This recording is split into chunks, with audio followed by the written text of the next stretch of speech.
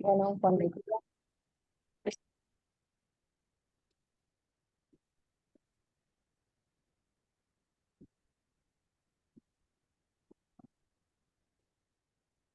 Estamos listos para comenzar. bueno, Excelente día. Hola, hola, excelente, muy buen audio. Vamos a iniciar. Excelente día a todos los asistentes. Bienvenidos al evento de formación médica continua de USPED Internacional.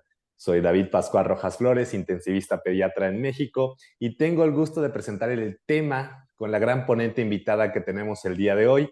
Un tema muy apasionante, une dos mundos: ecografía crítica y ventilación mecánica pediátrica. Así que tengo el gusto de presentar a la ponente, la doctora María Margarita Cárdenas. Ella es terapista infantil de Argentina, está laborando actualmente en la unidad de cuidados intensivos pediátricos del Hospital Provincial de Neuquén, doctor Eduardo Castro Rendón. Bueno, la doctora María Margarita cuenta con preparación en neurointensivismo, recuperación cardiovascular, traslado aéreo, POCUS multisistémico, así como formación en POCUS por la Facultad de Medicina de la Universidad de Buenos Aires y también por ASARUC. Bienvenidos todos. Doctora Margarita, le cedo este fórum, le cedo el micrófono y estaremos apoyándola en esta sesión. Adelante, doctora. bueno, ¿me escuchan bien ahí? No sé si me ven. Se escucha y se ve excelente. Bueno, perfecto. Me gustaría, bueno, yo soy ya la doctora Cárdenas Margarita, soy terapista infantil y empezamos a utilizar la ecografía en nuestra unidad de terapia intensiva pediátrica. Es una unidad de referencia en la Patagonia, así que nosotros la comenzamos a utilizar ya aproximadamente 3 a 4 años de lo que va en nuestros pacientes. Así que bueno, espero que les guste la charla. Es una charla donde vamos a dar un primer pantallazo de lo que es la ecografía pleuropulmonar y después, como es un tema tan amplio, la ecografía crítica en la ventilación mecánica, no me voy a detener con las patologías específicas, sino que voy a ir describiendo un poquito de la historia y voy a describir algunos trabajos que describieron más que nada los servicios de anestesiología, que son los que más, anestesia es uno de los servicios que más publicaciones tiene de ventilación mecánica y ecografía pleuropulmonar en pacientes pediátricos. Así que bueno, espero que les guste la charla y bueno, comenzamos. Bueno, el manejo, digamos, del paciente crítico, hay múltiples estudios que ya nos evidencian y nos aseguran, digamos, que la ecografía pulmonar es un método de diagnóstico y de monitorización de las patologías pulmonares en diferentes áreas. Tanto, no solamente, yo voy a hablar desde la unidad de terapia intensiva pediátrica, que es donde yo trabajo, sí, pero también se puede utilizar en las salas de emergencia y en los servicios de anestesiología. La ecografía es una gran herramienta, para nosotros es parte de nuestros ojos. Nosotros no utilizamos la ecografía como reemplazo, digamos, del médico especialista en imágenes, sino que para nosotros es una extensión de nuestro examen clínico del paciente. Nos permite objetivar un poco mejor y llegar un poco mejor a ver qué le está pasando a ese paciente que está ventilado y que tenemos sedado y muchas veces pronado y evitarle también tantas radiografías que por ahí en los años anteriores era la única herramienta que teníamos nosotros para objetivar y visualizar a las patologías pleuropulmonares de los pacientes. La ecografía nos sirve tanto como diagnóstico y seguimiento de neumotórax, como también diagnóstico y seguimiento de derrame pleural, de edema agudo de pulmón. ¿Sí? También nos sirve para bronconeumonías, atelectasias pulmonares, ¿sí? Neumonías, uno puede ir visualizando día a día cómo va evolucionando esa neumonía en un paciente que tenemos en ventilador y lo podemos ir siguiendo y podemos ir mejorando la ventilación mecánica que por ahí tiene este paciente, viendo qué PIP es la ideal o necesaria o cómo lo podemos ir ayudando para no generarle y disminuirle siempre la mayor cantidad de volutrauma o barotrauma a nuestros pacientes. También sirve para seguimiento y diagnóstico de enfermedades intersticiales y como la fibrosis pulmonar, mucho más descripto, y ya hemos tenido varias charlas a lo largo del año de lo que es el diagnóstico y seguimiento del distrés respiratorio pulmonar en pediatría. Es una de las grandes herramientas también que nos sirve la ecografía, y obviamente también para el diagnóstico y tratamiento de tromboembolismo pulmonar. También reposición de fluidos, también en la resucitación del shock lo podemos hacer con seguimientos, digamos, de ecografía, ¿sí? Y bueno, las maniobras de reclutamiento, que vamos a hablar un poco en esta clase, ¿sí? Y la titulación de PIP, que es y también es otra de las herramientas que se viene, digamos, creciendo bastante en la terapia intensiva pediátrica, y la evaluación también de la función diafragmática, también nos sirven como para guiar y monitorizar los procesos de Winning del paciente que se está por extubar, ¿sí? Y los procedimientos también invasivos es una herramienta sumamente útil, ya que mejora la seguridad y la calidad de atención de nuestros pacientes, ya que nos sirve son como nuestros ojos en las toracocentesis, en las biopsias de lesiones pleuropulmonares, bueno, en todo aquel procedimiento que le implica una invasión al paciente, ¿no es cierto? Y también ha sido también de mucha utilidad la ecografía, en tanto en el diagnóstico y en la monitorización de los pacientes que han tenido enfermedades pulmonares con distrés respiratorio o neumonías por COVID en el año 2019 y en los años siguientes también. La próxima. Bueno, ¿qué elementos vamos a utilizar? Esto solamente es de forma de, ya sé que la gran mayoría utiliza la ecografía y son expertos en ecografía, pero bueno, a mí siempre me gusta ir explicando desde lo más básico y poder ir describiéndolo. Vamos a utilizar sondas lineales de alta frecuencia que tienen de 6 a 15 MHz, que eso nos sirve para ver estructuras cercanas, ¿sí? Y vamos a utilizar el modo bidimensional y el modo M, ¿sí? De nuestros ecógrafos. Por lo general, nosotros lo utilizamos mucho en nuestra terapia. La verdad que a través de esta sonda podemos ver, visualizar todo lo que es la anatomía, digamos, pleuropulmonar de nuestros pacientes, ver si hay presencia de derrame pleural o no hay derrame pleural, ni hablar de la presencia de patologías como consolidaciones o atelectasias y neumotórax también. Bueno, seguimos. La próxima, bien. ¿Cómo vamos a evaluar el niño? Bueno, el niño, esto es una descripción, digamos, rápida de cómo hacemos la exploración física de la ecografía pleuropulmonar en un niño, ¿sí? Donde dividimos el hemitórax desde el esternón, hemitórax derecho, hemitórax izquierdo, ¿sí? Una línea media clavicular y una línea media axilar, perdón, y la línea axilar posterior, y después sobre la línea mamilar trazamos otra línea y la clasificamos en las regiones superiores e inferiores del hemitórax, en este caso derecho, y hacemos algo similar en la región posterior del pulmón, ¿sí? Desde la columna hacia la línea axilar posterior, donde vamos a trazar más hacia un poquito más debajo del reborde de la escápula, ¿sí? La región superior e inferior del lado posterior. Esta es una manera práctica nosotros de poder visualizar y ver de forma generalizada, ¿sí? Todo lo que es el hemitórax de cada pulmón derecho y de cada pulmón izquierdo, y podemos ver y tener un pantallazo rápidamente de cómo se encuentran los pulmones en nuestros pacientes. Siguiente. Es la diferencia ahí entre, obviamente, nosotros en la terapia pediátrica tenemos niños que van desde los 29 días de vida, 30 días de vida, hasta los 14 años. Entonces, varía mucho también la anatomía de nuestros pacientes. Estos son los principios básicos de la ecografía, que lo vamos a colocar el transductor de alta frecuencia en la pared torácica con múltiples imágenes. Lo vamos a colocar de forma longitudinal al eje del cuerpo, de forma oblicua entre los espacios intercostales, y también se puede visualizar de forma horizontal. Bueno, vamos a ver las líneas y lo fundamental que cuando describimos si estamos frente a la presencia de un pulmón es ver la imagen de murciélago, ¿sí? Donde las alitas serían las sombras de los senos costofrénicos posteriores de las costillas, ¿sí? Y el cuerpo sería el parénquima pulmonar, y lo divide la cabecita, sería la línea pleural hiperecogénica que se ve blanca, así que es la línea pleural. ¿Sí? Ahí estamos frente a la presencia de una imagen pulmonar. Vamos a ver las líneas A, ¿sí? Que son artefactos horizontales, ¿sí? Que son como los reflejos de la línea hiperocogénica pleural, ¿sí? Que son las más chiquititas.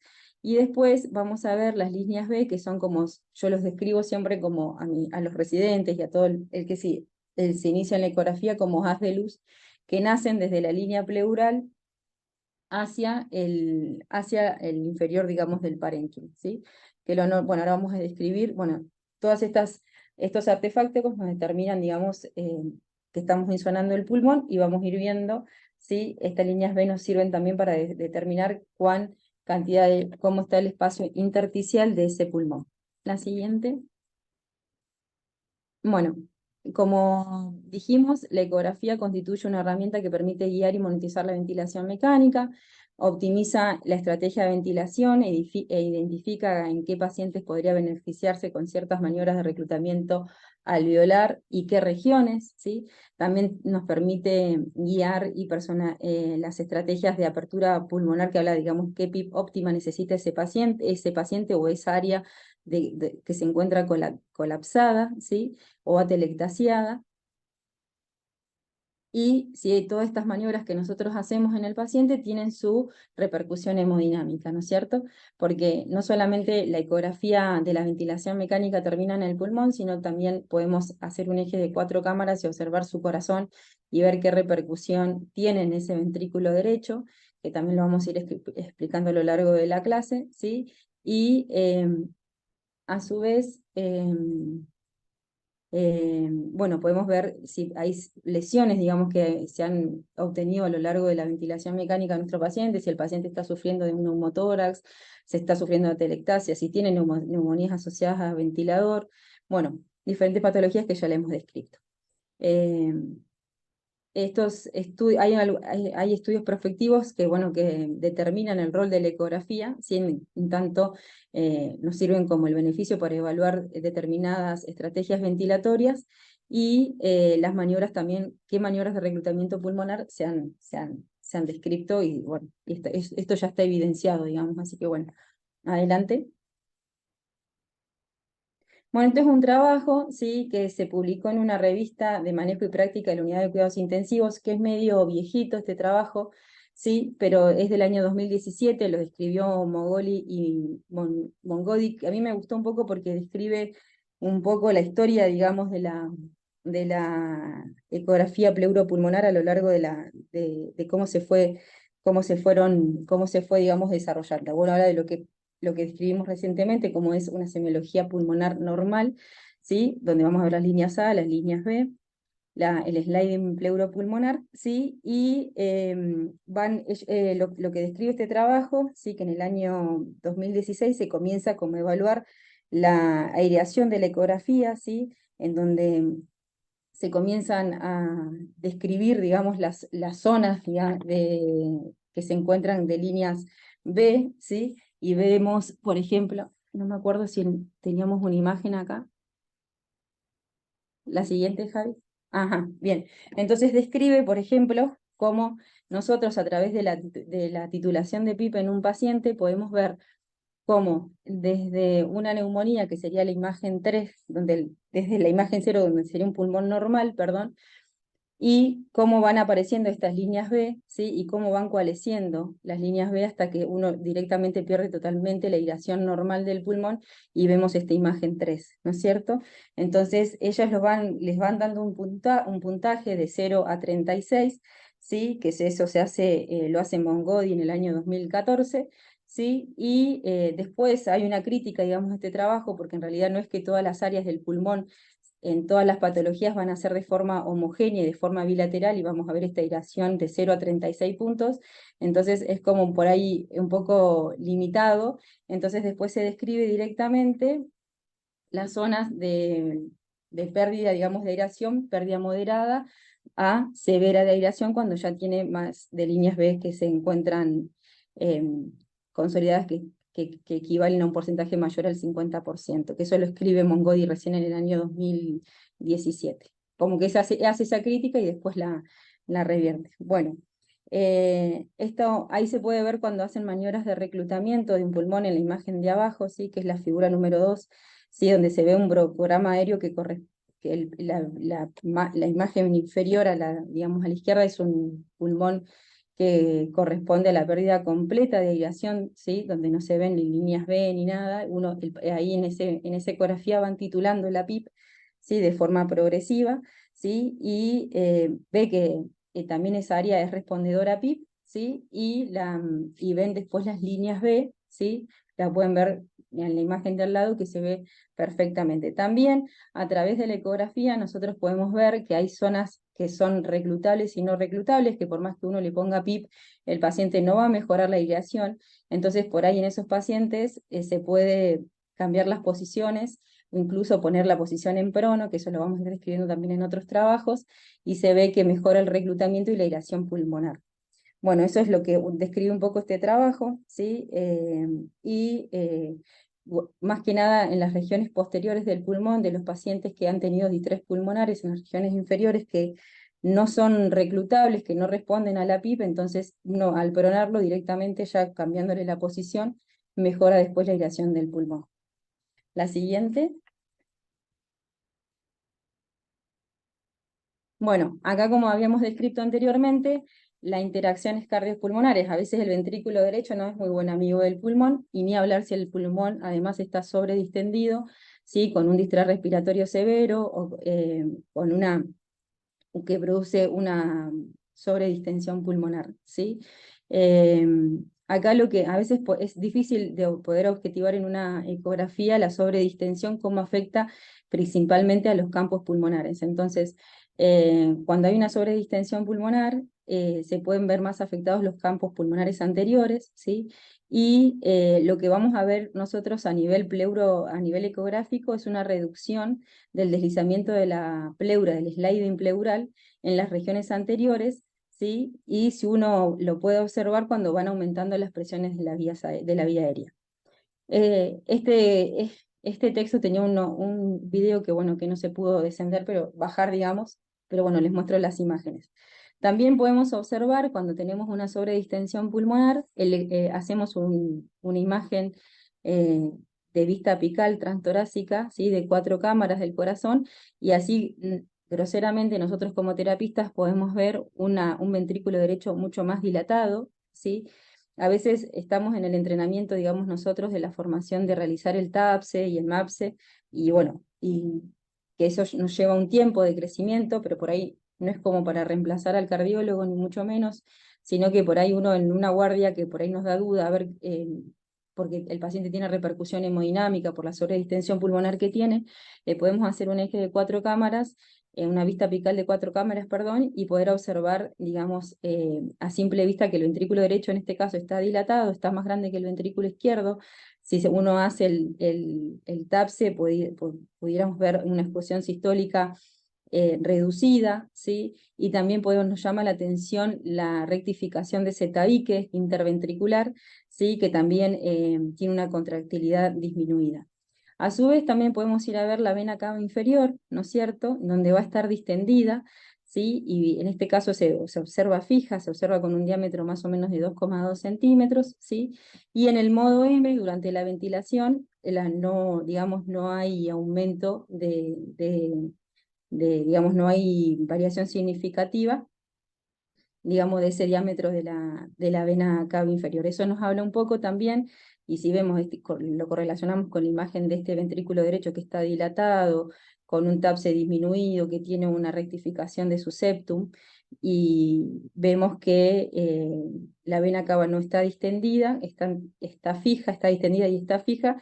Esto corresponde a que hay una poscarga del ventrículo derecho. ¿Qué significa esto? Que el paciente tiene una sobredistensión pulmonar, son tantas las presiones pulmonares que tiene que le está generando una repercusión, un aumento de la poscarga del ventrículo derecho, y eso nos genera una sobrecarga, un aumento, digamos, de la poscarga, perdón, y eso nos genera una modificación en la hemodinamia y en el estado hemodinámico del paciente.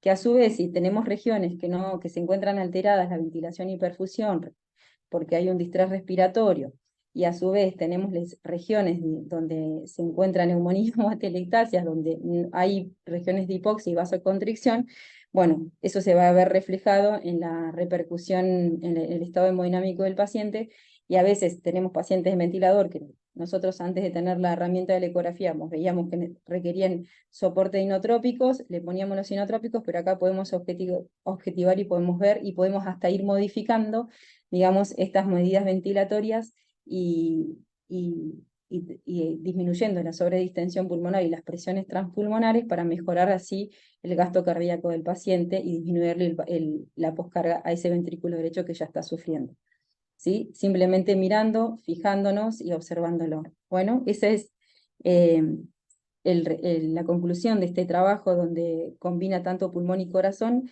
que pueden ayudar a establecer la mejor PIP que requiere el paciente, ¿sí?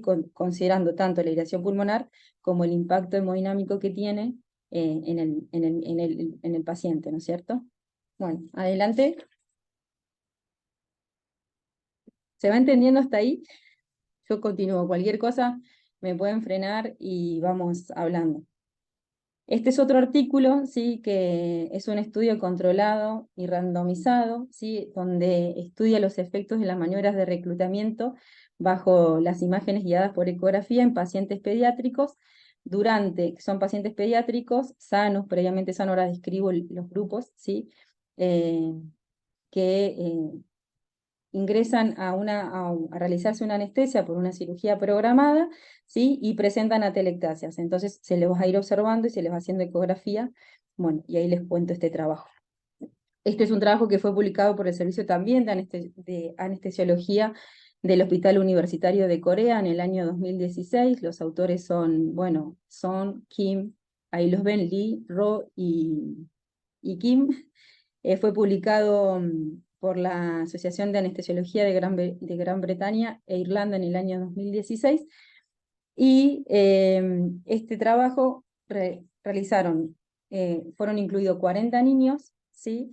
Donde 20 fueron asignados, o sea, los 40 fueron asignados aleatoriamente con estas características que ahora les voy a describir, ¿sí? Y que 20 fueron asignados de forma aleatoria para que tengan maniobras de reclutamiento durante su anestesia, y 20 no solamente fueron un grupo control que fueron ventilados por modos ventilatorios protectivos, ¿no es cierto?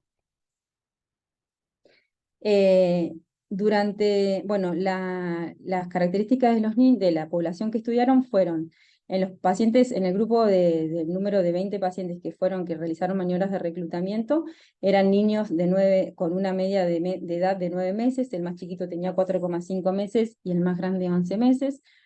El 11 tenía una media de 11 que eran de sexo masculino, o sea, un 55% eran varones, ¿sí? La media de talla era de 72,2 centímetros, 66,6 el más pequeño y el más alto de 76 centímetros, ¿sí? Y el peso fue una media de 9 kilos 100 con un mínimo de 7 kilos y el máximo fue de 10 kilos 600.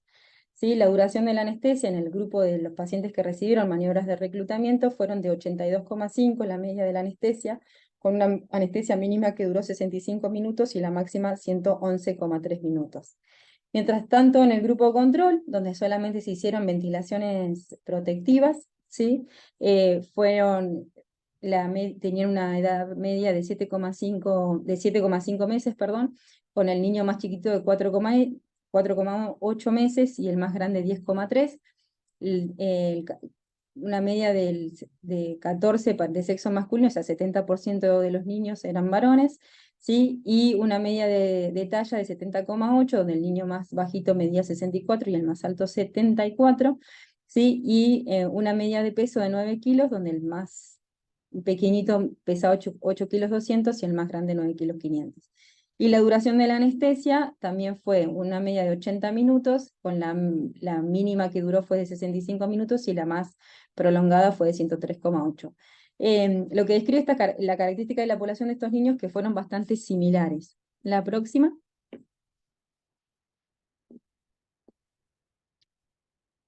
Bueno, de estos 40 niños fueron incluidos, ninguno fueron excluidos, ¿sí? Fueron randomizados 40, 20 del grupo los que les expliqué recién, ¿sí? Las maniobras de reclutamiento, ¿sí? Y acá se evaluaron 40 bebés que fueron resignados al azar, ¿sí? Donde se realizaron maniobras de reclutamiento que fueron maniobras de ventilación con pi positiva de 5, ¿sí? Mientras con un grupo control que solamente los pacientes, perdón, que realizaron estas maniobras de reclutamiento, recibieron, cuando se les hace la ecografía al minuto de iniciar la anestesia, y 2 segundos, y se hace una segunda ecografía en los dos grupos controles, 2 segundos antes de finalizar la cirugía. Cuando realizan la primera ecografía, ven las imágenes de la ecografía que tenían los pacientes. Y cuando realizan la segunda ecografía en el segundo tiempo, que ya estaba por finalizar la anestesia, en el grupo donde hacen maniobras de reclutamiento, lo reclutan al paciente previamente a hacerle la ecografía con 5 de PIB, mientras que al otro no, se lo mantiene con esa ventilación, una ventilación protectiva, que era entre 6 a 7 mililitros por kilo, con una PIB de 5, al otro le hacen las maniobras de reclutamiento con AMBU, y en el otro no. Bueno, y tiene un tiempo inspiratorio de 0,6 a 0,7, una FR que iba entre 25 a 30 y una FIO que estuvo durante toda la cirugía entre 40 a 45%. La próxima.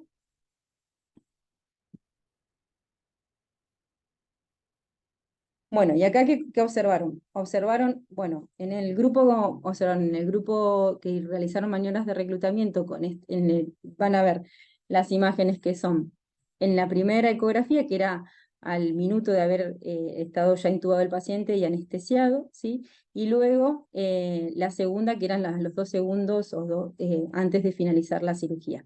Y observaron, en el grupo donde se realizaron las maniobras de reclutamiento con PIB de 5, que las regiones de atelectasias era de 11 puntos al inicio, en la ecografía, al minuto, digamos, al minuto de hacerse la primera ecografía, de haber iniciado la inducción anestésica. Mientras que las líneas B, el score de líneas B que observaron en estos pacientes, eran de un score de 12 puntos, donde había en las regiones posteriores pulmonares había mayor cantidad de líneas B.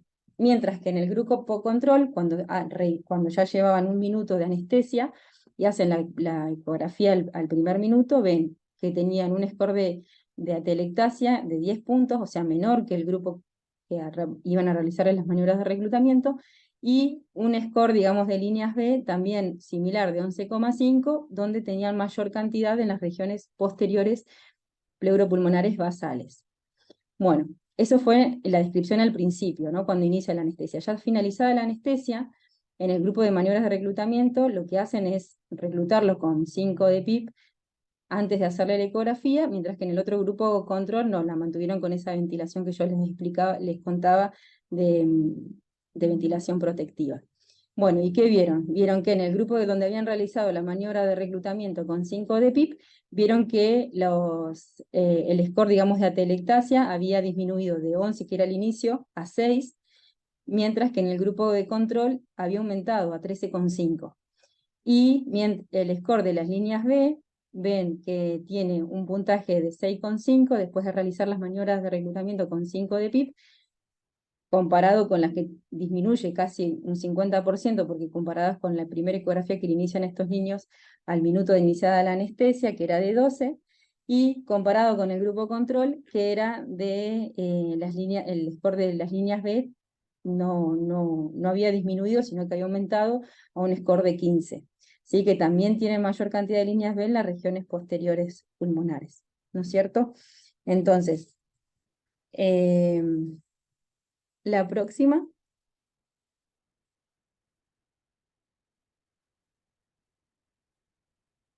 Ah, no, perdón, la anterior. Entonces, ¿qué concluyen esto? ¿Qué concluye este trabajo? Es que el reclutamiento con 5 de PIP en el grupo, digamos, donde se habían hecho estas maniobras de reclutamiento, fueron útiles, redujeron las atelectasias y redujeron un poco el score de las líneas B, pero no fue significativamente muy superior al paciente, digamos, al grupo control. Entonces, lo que concluyen estos que este trabajo, que no es suficiente la maniobra de reclutamiento con 5 de PIP para poder eliminar tanto las atelectasias como para disminuir el score de las líneas B, o sea, mejorar la irrigación pulmonar. Y a su vez, también concluyen que cuanto el niño cada vez es más chiquitito, es más propenso a sufrir atelectasias durante la sedación anestésica en procedimientos anestésicos de corta duración. Y ahora sí, el siguiente. Este es otro trabajo que también me gustó un poco para traerlos acá, que es un trabajo que habla, del tiempo, digamos, habla del tiempo real utilizado, utilizando la ecografía en tiempo real, digamos, reclutando con volumen, reclutando el volumen tidal.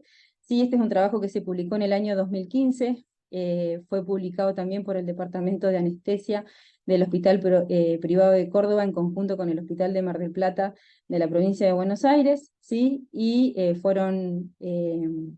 un reporte, en realidad es un reporte de casos donde describe dos casos, ¿sí? Una mujer, la del lado izquierdo sería, la pantalla sería un caso de una mujer de 68 años, y el de la derecha sería un niño es un niño de 3 años. Entonces, ¿qué describen ellos? Ellos lo que realizan en estos pacientes es hacerle una ecografía también previa a, como lo hace el servicio de anestesia, es en el quirófano. La mujer de 68 años ingresa a cirugía porque tiene múltiples fracturas en los miembros inferiores, entonces le hacen una ecografía al inicio, ¿sí? Y después realizan maniobras de reclutamiento y cómo finaliza.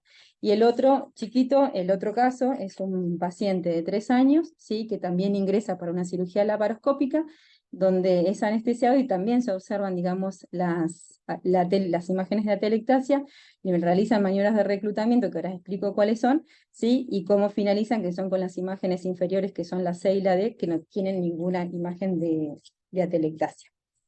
Entonces, lo que describe en esta mujer, lo que realizan es que cuando apenas la paciente ingresa a sedación, perdón, al quirófano, se intuba, se seda, ¿sí? Y se conecta a un modo ventilatorio protectivo. Se pone a 6 mililitros por kilo el volumen tidal, se controla por volumen, se deja una frecuencia respiratoria de 16, con eso le da una relación IE de 1,2, se utiliza una PIP de 8, ¿sí? Y una FIO2 al 0,6. Durante todo el procedimiento la paciente nunca desaturó, mantuvo saturometrías mayores o iguales a 94, y lo que se hace es que se hace la maniobra de reclutamiento en ambos dos pacientes, es que cuando se observan esas atelectasias, se hace la maniobra con 10 de PIP, ¿sí? Se hace la maniobra de reclutamiento con 10 de PIP, ¿sí? Y se observa posteriormente de esa maniobra las imágenes ecográficas que vemos en la región inferior. Y después de eso lo que hacen es dejarle el mismo setting pero con 10 de PIP, y ven que la paciente no vuelve a presentar durante toda la anestesia y durante toda la cirugía ningún signo de ninguna manifestación atelectásica. Lo mismo hacen con el niño, ¿sí? Que se encontraban también, presentaba atelectasias y algunas líneas B, entonces también lo ventilan con las 6 mililitros por kilo, con una frecuencia respiratoria en este caso un poquito más alta, de 22-23, ¿sí? Con una PIP de 8, ¿sí? Y una relación, y una FR de 16, perdón, que suele dar una relación de 1 a 1,2 y una FIO que estaba al 0,6. Y en este chiquito también hacen maniobras de reclutamiento con 10 de PIP, ¿sí? Y después confirman la ausencia de atelectasias y muestran las imágenes, digamos, pulmonares normales, que son las inferiores. Y lo mantienen así durante toda la cirugía hasta que finaliza. Nada, concluye este trabajo que uno puede hacer de forma digamos, en el momento que uno que está ventilando al paciente, puede hacer maniobras de reclutamiento que pueden mejorar tanto la aireación del pulmón, ¿sí? Y disminuir la presencia de atelectasias, y que el paciente posteriormente le vaya mejor y tenga una mejor oxigenación en este caso, durante la cirugía. La siguiente. Bueno, este es un trabajo que es un reporte de 3 casos, ¿sí? Que evalúa el reclutamiento pulmonar pero postural por ecografía en niños que se encontraban en ventilación mecánica. Este es un trabajo que también se realizó por el Departamento de Anestesiología del Hospital Privado de la Comunidad de la Ciudad de Mar del Plata, ¿sí? En la Ciudad de Buenos Aires, y se publicó también en Critical Journal Ultrasound en 2017.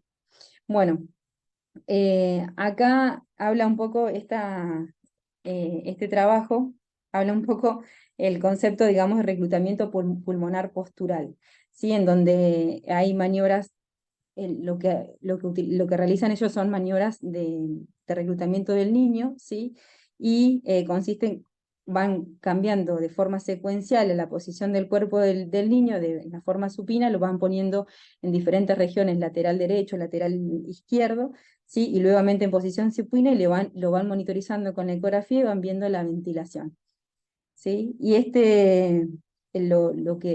¿por qué realizan, digamos, estas maniobras posturales de estos pacientes? Porque el gradiente, digamos, de las presiones transpulmonares difiere entre las posiciones del cuerpo, debido a la forma, digamos, elíptica que tiene el tórax, ¿no es cierto?, con la dimensión, a su vez con las fuerzas de la gravedad, que es mayor en la posición lateral que en la posición supina, por eso las flechas van hacia abajo, ¿sí? Y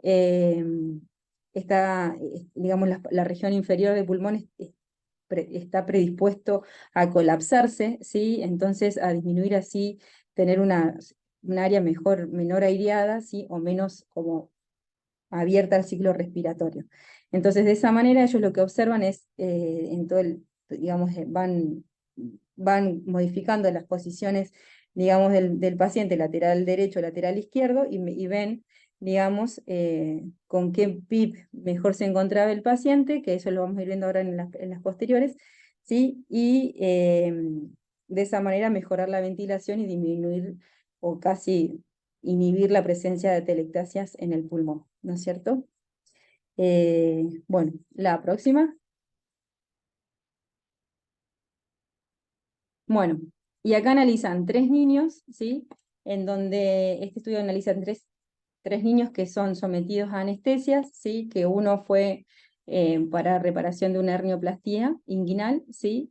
Uno tenía 12 meses, el otro 24 meses y el otro 34 meses, con un peso de 10, 12 y 18 kilos, ¿sí? Y bueno, ambos padres habían obviamente firmado el consentimiento informado de los padres, y que si los iba a monitorizar también habían dado el consentimiento bajo la anestesia por ecografía. Bueno, estos niñitos fueron ventilados también con volumen estidal de 7 mililitros por kilo, con una frecuencia respiratoria entre 20 a 25, ¿sí? Y con una PIP que fue de 5 y una FR, ya les había dicho, de 25, y eso le da una relación de 1 a 1 con una FIO al 50%. Bueno, esto se evaluó obviamente con un traductor lineal de alta frecuencia en decúbito a supino, y se fueron viendo, tanto se fue colocando el traductor de forma longitudinal y de forma oblicua, ¿sí? Entre las costillas, y se fue observando la presencia de las líneas B y la presencia de atelectasia, que ahí se pueden ver. Por ahí es media mala la imagen, pero bueno, se pueden observar. Bien, y bueno, lo que hicieron digamos, cuando vieron esas presencias de atelectasias y de líneas B, lo que fueron posicionando al paciente en decúbito lateral izquierdo durante 90 segundos, ¿sí? Y en ese momento que le iban cambiando la posición, le iban también titulando la PIP hasta 10, ¿no es cierto? Y luego los pacientes de 90 segundos fueron girados para el lado contrario, hacia el lateral derecho, y hacían lo mismo, se observaban las atelectasias o el aumento de las líneas B. Y luego vuelven, no lo mantienen así durante toda la cirugía. Después, cuando lo vuelven a ver y después ven que lo resuelve, sí, que no ven esas atelectasias ni esas líneas B, lo vuelven otra vez a la PIP de 8 con el que habían iniciado antes de iniciar la anestesia, ¿no es cierto? Y bueno, después, bueno, ahí sí se ve lo mismo, las 8 de PIB durante 3 minutos, ¿sí? Del reclutamiento, y después, bueno, lo que observa este trabajo, que eso me gustó un poco más porque no es que le mantenían los 10 de PIB como el resto, es que los cambios posturales durante la ventilación mecánica con 2 o 3 minutos de 10 de PIB disminuyó la presencia de atelectasias, ¿sí? Y no necesitó elevar las presiones de las vías respiratorias durante todo el periodo de la anestesia. Solamente lo ayudó con maniobras de reclutamiento convencionales, que eran cambio de los decúbitos laterales. Y lo que concluye este trabajo es que la ecografía pulmonar a la cabecera del paciente nos permite tanto identificar y objetivar también qué setting requiere el paciente y en qué momento requiere ese setting, y que uno puede tranquilamente, después de reclutarlo y demás, volver. En estos pacientes les llevó menos, que eran todos pediátricos, por eso me gustó que eran 1, 2, 3 minutos, y ya el paciente volvió una PIP de 8, si bien es un momento anestésico que es distinto a lo que uno maneja en la terapia intensiva, pero bueno, nos permite ver y es otro ejemplo de cómo reclutando con un poco de PIP y cambiando y haciendo las modificaciones posturales, podemos mejorar la aireación del paciente. La siguiente.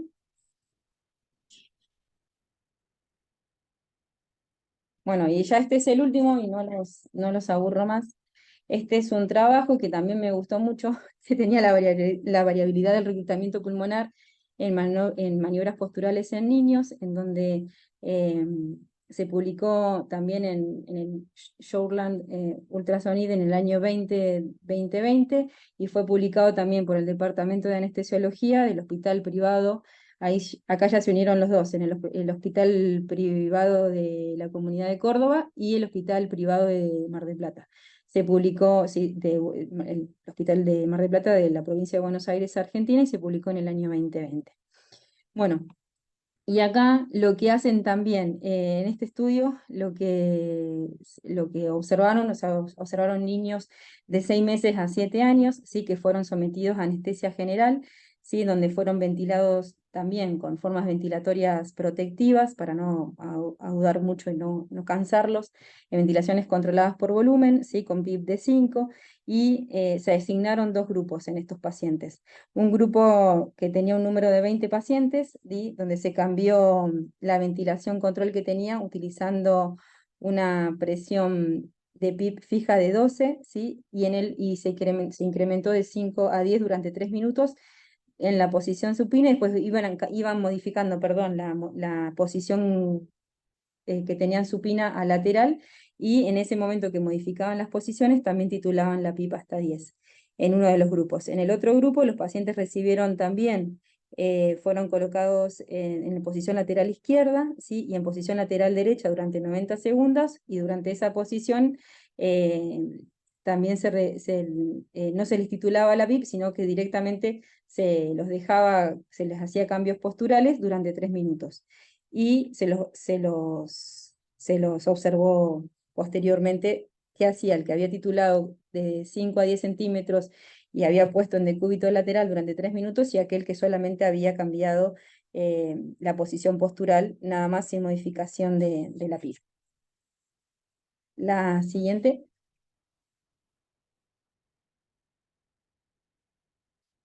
Bien. Bueno, acá es el número de 56 pacientes, se excluyeron, se excluyeron algunos pacientes porque tenían atelectasias previamente, así que quedaron solamente con 46, de esos quedaron solamente 40, ¿sí? Y de esos se aislaron, se hizo el grupo control con número 20 y el otro grupo que tenían las maniobras estas de reclutamiento, que eran cambios posturales, y titulación de PIP, que era el otro, que era el número 20 también. La siguiente. Bueno, y esto es importante porque bueno, ahí vamos a ver las imágenes, ¿sí? de las ecografías, donde podemos ver del lado, digamos, izquierdo de la imagen, de la pantalla, vemos las imágenes de atelectasia y dificultades de la irrigación pulmonar, posteriormente después con la titulación de PIP en el grupo donde se hace la titulación de PIP y maniobras posturales, cómo modifica la irrigación y desaparecen estas atelectasias, versus con aquellos que solamente se modificaban las posturas. Entonces, esto bueno, y esto comprueba que, bueno, que a su vez, en la tablita de al lado, que es la tabla 3, el principal hallazgo fue que provocó diferencias significativas tanto en la aireación como en la oxigenación, la distensibilidad respiratoria, ¿sí? Y por otro lado fue un predictor también de las variaciones de las presiones pico de la respiratoria. Bueno, acá estaban las características de algunas de las poblaciones, todos los pacientes se operaban de UNAS a 1. Bueno, la siguiente, pues para no aburrirlos, porque es más parecido. También lo que me gustó es este trabajo que determina por ahí las repercusiones hemodinámicas que habían tenido estos pacientes, ¿sí?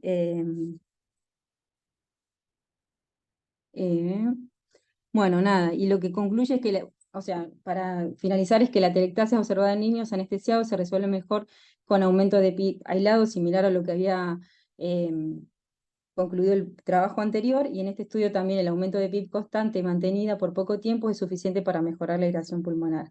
Este estudio además confirma que la viabilidad y la eficacia de las maniobras de reclutamiento postural en los niños también disminuye la presencia de atelectasia y más que nada en los niños que están anestesiados, que fue una anestesia corta. Bueno, eso creo que no hay más. No sé si hay preguntas, si les gustó.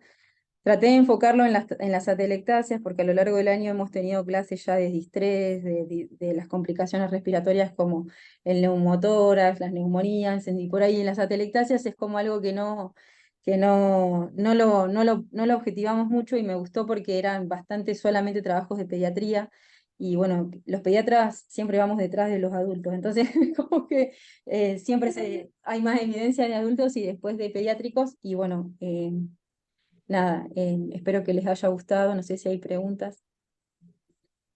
Excelente charla, doctora Margarita. La verdad es que sí nos han llegado un par de preguntas a través de las redes sociales de usted. Una de ellas es que en los artículos que ha mencionado aparecieron neumotórax en estos pacientes. Por lo que vimos es que era una maniobra segura elevar el PEP en nuestros pacientes No, y no, había un beneficio. ¿Que se reportó algún claro, efecto adverso? sí, no, perdón, no lo dejé terminar. No, estos eran grupos de pacientes previamente sanos, que es distinto a un paciente que por ahí nosotros tenemos en la terapia pediátrica. Son pacientes previamente sanos que ingresaban a una cirugía laparoscópica, una cirugía programada, eh, que no tenían patología pulmonar y se fue titulando la PIP y se hicieron maniobras posturales en este último trabajo y en ninguno se observó neumotórax y fueron de cortita duración, porque fueron 2 o 3 minutos hasta que ellos veían por ecografía que mejoraban la telectasia, entonces o la resolvían, disminuían la PIP. Algunos, el primer trabajo que presenté lo mantuvo durante toda la anestesia, que eso también es como para nosotros los terapistas es como medio complicado, porque si el paciente no lo requiere, ¿para qué se lo vamos a colocar? Pero bueno, por eso me gustó la presentación de todos estos trabajos, cómo fue creciendo también la ecografía en la pediatría y cómo se fue mejorando la evidencia a lo largo de los años. Así que bueno. Efectivamente, como gremio, como bien lo acaba de comentar, a veces el gremio pediátrico que formamos, hay un miedo al PEP, ay, no le subo el PEP y tengo miedo de que me vaya a hacer un neumotórax y mentira, nos puede traer otro beneficio.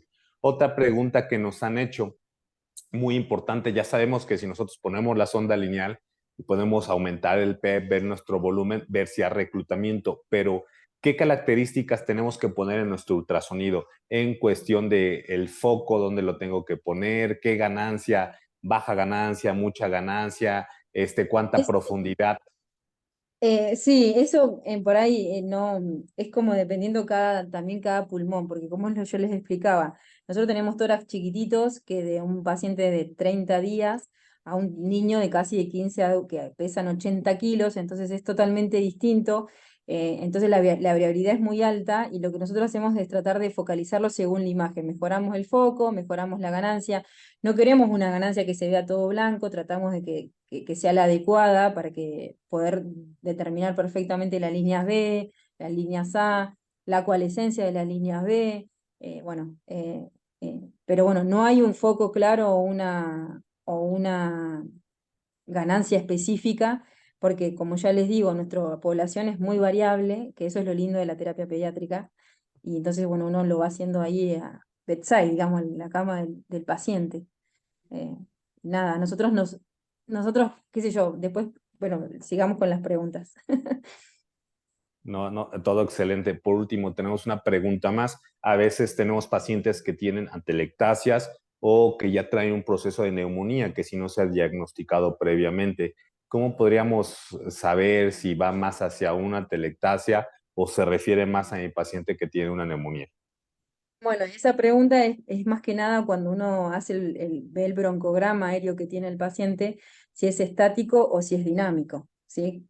¿Qué significa? Si cambian ese broncograma que uno está visualizando con la respiración o no cambia, entonces uno ahí lo define si es estático es una atelectasia, si es dinámico es una neumonía. Pero bueno, eso nos lleva también años de entrenamiento, no es difícil, solamente ponerle ganas y bueno, y es otro monitoreo más del examen física. Tenemos una pregunta más en el chat del doctor Edgar Chávez, un gran amigo también aquí de USPED desde México, nos pregunta, y pueden hacer demás preguntas en el chat. ¿Existe un nivel de PEP o PIP, como sabemos que es un nombre correcto, pero vamos a llamarlo PEP? ¿Existe un nivel de PEP antes de la disfunción ventricular derecha? Tal cual la No, pregunta. si existe, la desconozco, no. Nosotros lo hacemos, o sea, se hace mirándolo.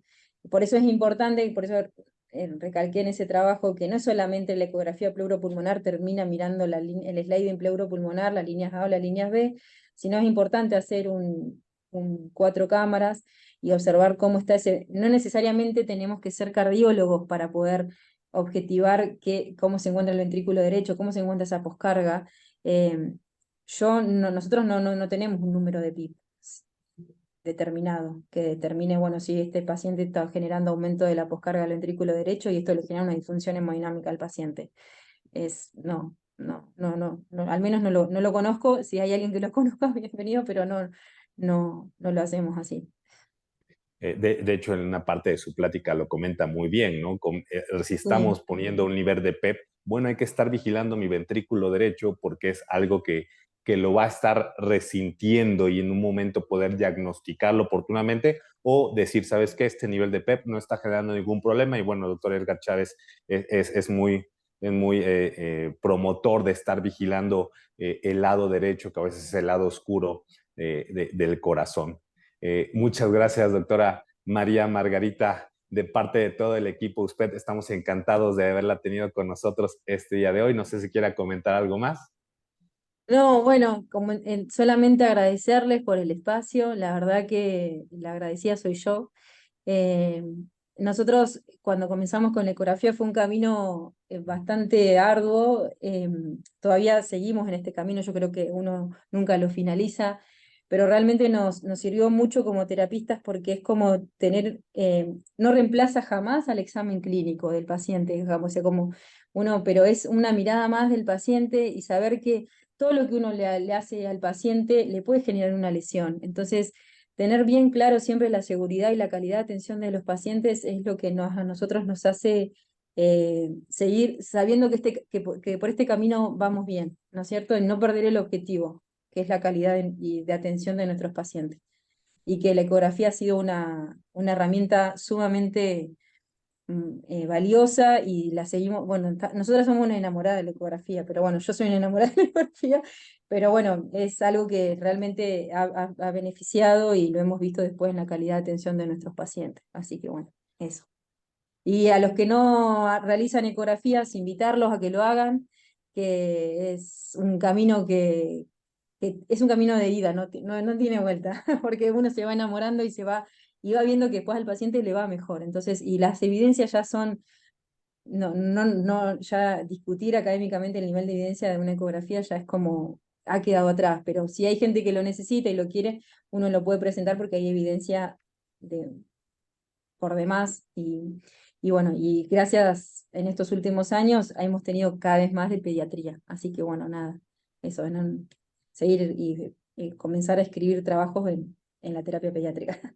Ese sería el desafío para todos los terapistas de Latinoamérica. Así que bueno, muchas Efectivamente. gracias. Pues agradecidos a todos los participantes. Tuvimos mucha gente de varios países, México, Colombia, Bolivia, Ecuador, Guatemala, obviamente Argentina. Así que nos estamos saludando próximamente en otra sesión de Sábados de POCUS con USPED. Próxima semana también hay un tema de pulmón. Muchas gracias, doctora Margarita. A todos ustedes, gran saludo. Disculpen las imperfecciones al principio. Hasta luego.